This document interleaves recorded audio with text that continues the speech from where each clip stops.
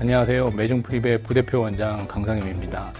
최근 미용 트렌드에서 보면 PRP니 주기세포니 엑소점이니 이런 다양한 거를 시술을 많이 하시고 계시는데 꼭 이런 미용 목적뿐만 아니라 세포 재생의 목적을 둬서 이런 치료를 많이 하고 있습니다. 그래서 어떤 게 효과적이고 어떤 특징을 갖고 있는지 각각 살펴보도록 하는 시간을 갖도록 하겠습니다.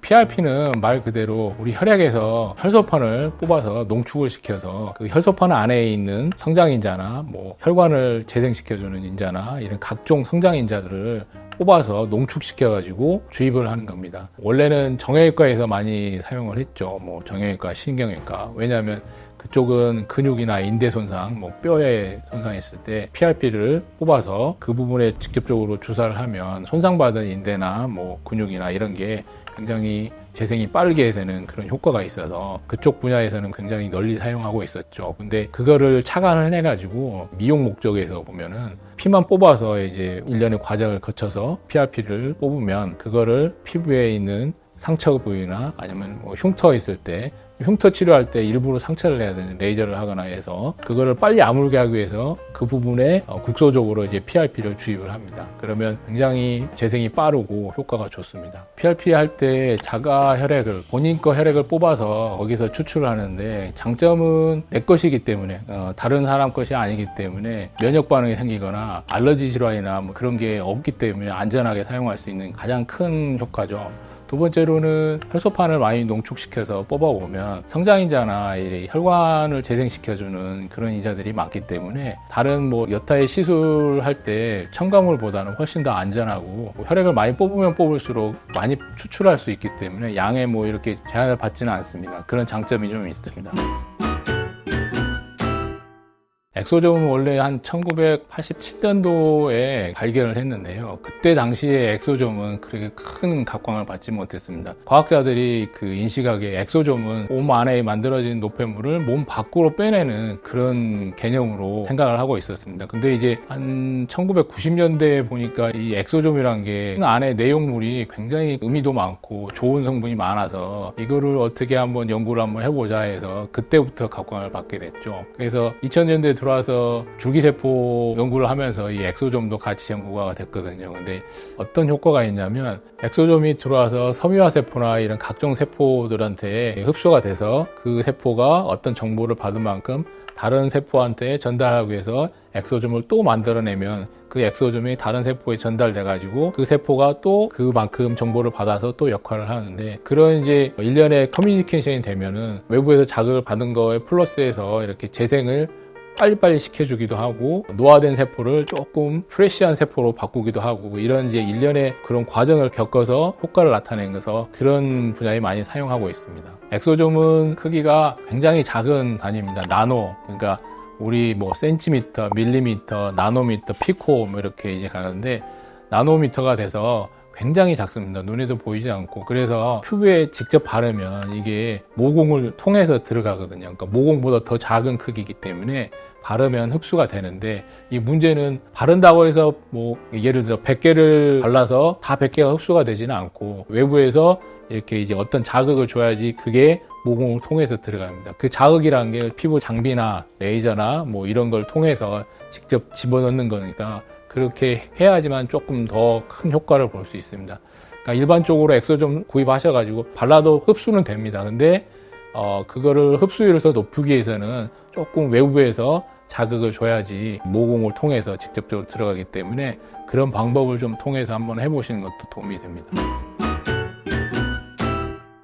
우리 줄기세포라는 것은 기초세포입니다. 그러니까 어떤 세포로든지 분화가 가능하죠. 예를 들어 혈액이든 지방이든 골수에서 뽑든 줄기세포를 뽑아가지고 내가 이 줄기세포를 어느 부분에 주입을 하냐, 피부에 주입을 하냐, 아니면 안에 장기에 주입을 하냐, 다른 두피에다 주입을 하냐에 따라서 어떤 세포로 바뀔지 환경에 따라서 바뀝니다. 그러니까 예를 들어 줄기세포를 뽑아서 여기 탈모 있는 부분에 집어넣는다. 그러면 이 탈모에 있는 두피 세포가 그 환경적으로 이 줄기세포가 들어가서 모근이나 모낭을 형성하는 그런 세포로 바뀌게 됩니다. 어떤 줄기세포를 뽑아서 쓰더라도 주입한 환경에 따라서 세포가 바뀌기 때문에 어떻게 보면 굉장히 능력이 많은 그런 세포 중에 하나죠.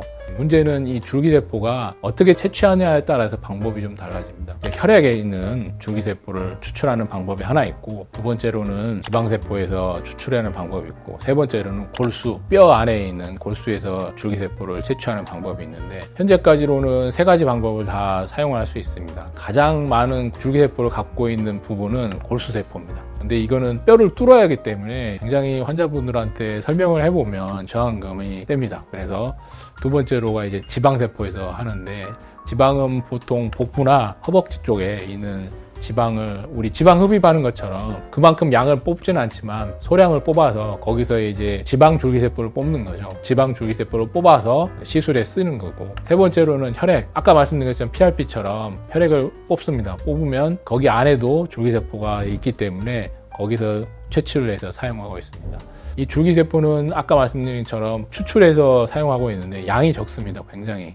그래서 양이 적기 때문에 결국에는 뽑은 만큼 배양을 해야 됩니다. 배양이란 말은 세포를 하나를 채취를 해가지고 100마리, 200마리, 1000마리 이렇게 실험실에서 키워서 그 양을 많이 해가지고 갖고 와서 주입을 하는 건데, 이 배양 자체가 굉장히 고난도 테크닉이 요하고 또 윤리적으로 굉장히 까다롭습니다. 왜냐하면 이게 줄기세포를 채취할 때 어떤 사람 거를 뽑았는지 모르기도 하고 비윤리적으로 사용하는 경우도 있기 때문에 정부에서 굉장히 규제도 심하고 엄격한 규제에서 통과를 해야지만 배양까지 할 수 있는 줄기세포 시술을 할 수 있는 거죠.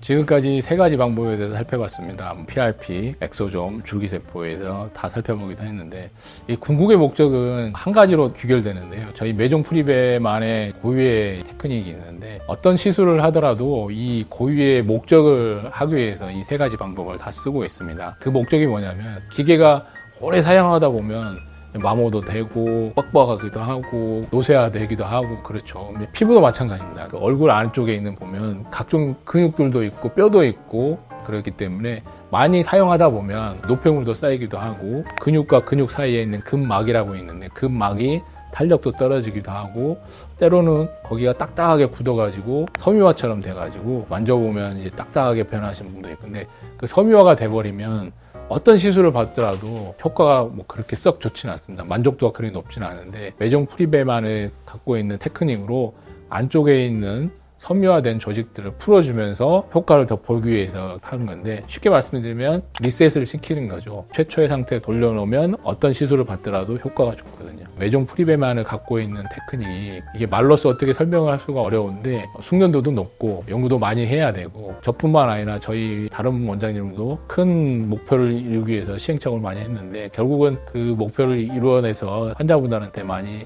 시술을 하고 있어서 만족도도 높기 때문에 저희 병원에 오셔서 상담도 받아보시고 시술도 받으셔도 됩니다.